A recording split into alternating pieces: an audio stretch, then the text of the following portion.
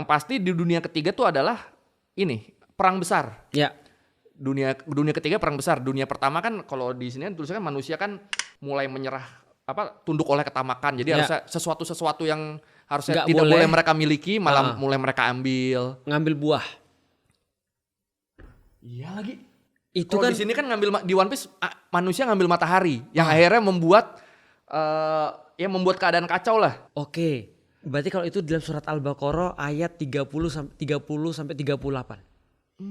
Itu berarti ketamakan manusia tuh. Ketamakan manusia. Karena manusia kan dulu kan Allah bilang begini, kamu boleh makan semuanya kapanpun kecuali yang ini. Tapi Ini malah juga, itu yang dicari. ya mungkin ini kalau di One Piece kalian udah punya semuanya ini. Yang ini jangan ya. Nah. Yang ini udah dibuat semua. Tahu ada manusia-manusia yang pengen ngambil itu. Oke, itu masa pertama. Masa pertama. Oke, sampai diturunkan ke bumi nih.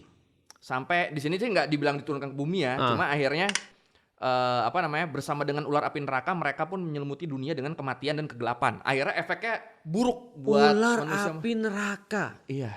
Di dalam mitos orang-orang Kristen, setan menyerupakan diri sebagai ular matanya merah. Pas bilang ke Hawa kan. Iya. Makanannya itu saya pernah lihat dokumenternya. Terus dunia kedua hembusan nafas muncul di tengah kehampaan. Oke. Dewa hutan melepas para iblis. Kalau saya sih nanggapnya dewa hutan melepas para iblis nih. Hutan kan pohon. Ya. Melepas para iblis itu maksudnya buah setan jadi bermunculan. Oke, makanya Sedang- namanya devil fruit. Nah, makanya devil fruit. Sedangkan sang matahari hanya terus menyebar api peperangan. Karena matahari kan tadi pas diambil kan dia menyebabkan kekacauan kan. Iya. Nah, terus ini manusia bulan saya belum tahu apa nih. Manusia bulan setengah bermimpi, manusia bulan bermimpi. Umat manusia pun membunuh matahari lalu menjadi dewa. Oke. Jadi sosok Matahari ini yang harusnya dikalahin. dia dewanya akhirnya dibunuh matahari terus manusianya menganggap dirinya dewa Tenryubito.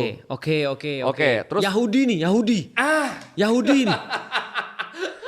Terus dewa laut pun mengamuk hingga tak dapat dijumpai kembali. Nah, kalau menurut saya dewa laut pun mengamuk. Kita nggak tahu dewa lautnya apa, cuma mereka jadinya laut menolak orang-orang yang makan buah iblis. Oke, makanya nggak bisa berenang. Makanya tidak bisa berenang. Nah, masa ketiga itu ada yang hilang di tengah kekacauan, bayang-bayang penuh penderitaan mengingat akan hari perjanjian. Setelah mendengar suara bulan terbelah, sang dewa matahari akan menari, tertawa lalu menghantar pada penghujung riwayat dunia. Matahari pun datang kembali dan fajar yang baru akan menyingsing hingga kelak mereka akan dapat dijumpai kembali. Intinya akan ada perang besar yang akhirnya membuat dunia damai. Itu Bulan terbelah. bulan terbelah. Itu mujizatnya Nabi tuh.